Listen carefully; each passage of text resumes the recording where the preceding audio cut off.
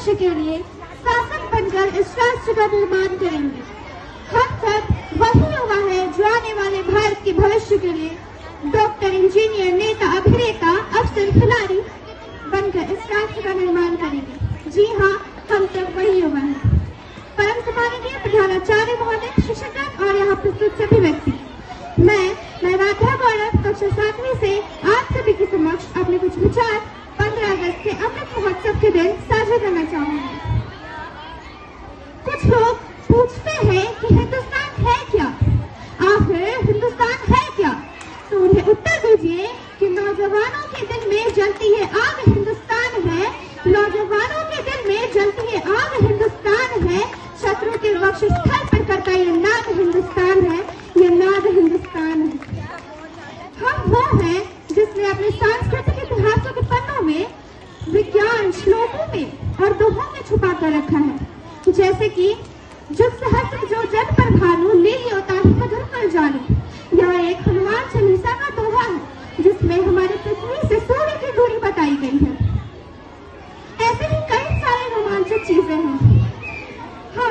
हम वो हैं जिसके नागरिक कहते हैं कि ले ले तू मेरे लिए गीता, ले पर ले तू गीता, ला दे मेरे लिए कुरान, ले पर ले तू मेरी गीता, ला दे मेरे लिए कुरान। आखिर हिंदू और मुसलमान भी तो है एक इंसान, आखिर हिंदू और मुसलमान भी तो है एक इंसान।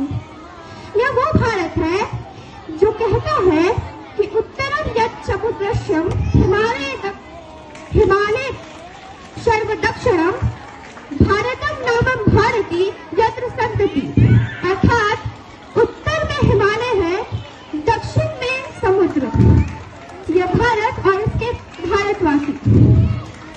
यही नहीं, हमारा वो देश है जहाँ पे जरूरी नहीं कि हमारे देश का हर एक व्यक्ति भगत सिंह की तरह फांसी पर ही चढ़े, वह चांद और मंगल पर भी चढ़ सकता है।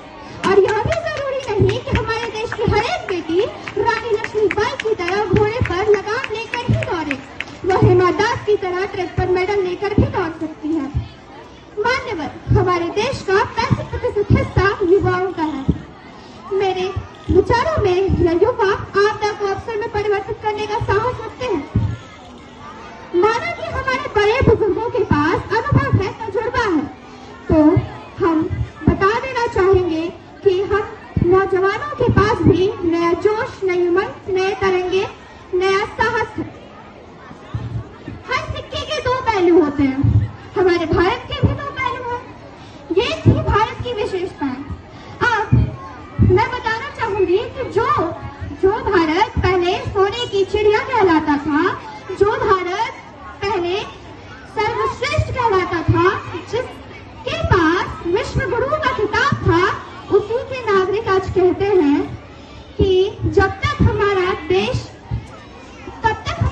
महान नहीं होगा, जब तक हमारे देश का युवा दिल्ली की सड़कों को टायर की कालीन से रात करता रहेगा, जब तक हमारे देश का युवा खालिस्तान, पाकिस्तान जैसे नारों का समर्थन करता रहेगा, जब तक हमारे देश का युवा हिंदू और मुसलमान के नाम पर चल रही कट्टरता की आग में झुलसता रहेगा, जब तक हमारे देश का युवा शिक्षा को महत्व देने की बजाय बुर्का पहनकर आने या ना आने पर लड़ाइयां करवाता रहेगा, जब तक हमारे देश का युवा अपने बूढ़े माँ बापों को वृद्धाश्रम की चौखट पर छोड़ता रहेगा, जब तक हमारे देश का युवा मणिपुर की सड़कों पर शरेआम देश की बेटियों की इज्जत उतर जाने पर अपनी 4x4 इंच की छोटी सी स्क्रीन पर उसके चलचित्र बनाकर वायरल करने के प्रयास में रहेगा, जब तक हमारे देश का युवा गरीब को खाना देने की बजाय पत्थर के मूर्त को 56 भोग लगाते रहेगा, जब तक हमारा देश का युवा गरीब को खाना देने की बजाय पत्थर की मूर्त को 56 भोग लगाता रहेगा। मैं ये कहना चाहूंगी कि कुछ लोग तो सेल्फी और पोस्ट करने के लिए ये दान देते हैं और कुछ लोग तो दान देने के बाद वापस भी ले लेते हैं। मेरे विचारों में गरीब को दान नहीं, काम दीजिए, और अगर दान देने के इच्छुक हैं तो जीते जी रक्तदान दीजिए और मरते हुए को अन्न दान देकर किसी मरते हुए को जीवन दान दीजिए। तब युवा नेतृत्व के बाद बस बयानबाजी लगती है मुझे। मैं आप सभी से अनुरोध करना चाहूंगी कि अपने अंदर की खराब बातों को कीजिए, उसमें सुधार कीजिए। ये मत पूछिए कि भारत ने आपको क्या दिया है, ये सोचिए कि आखिर आपने भारत के लिए किया क्या है। यह सोचिए कि आपने भारत के लिए किया क्या है। जरा सोच कर देखिए कि जब हमारे हर प्रयास संभव हो जाएंगे तब हम गर्व से कह सकेंगे कि धधक धधक धधकेगा आपके अंगनी का अंगारा है, क्या कभी सिंहों का देश चूहों से हारा है। भारत एक अखंड राष्ट्र है, 65% युवाओं के नेतृत्व की ताकत है। कोई हम पर आंख उठाकर देख ले, किसकी भला हिमाकत है। अंत में मैं बस इतना ही कहना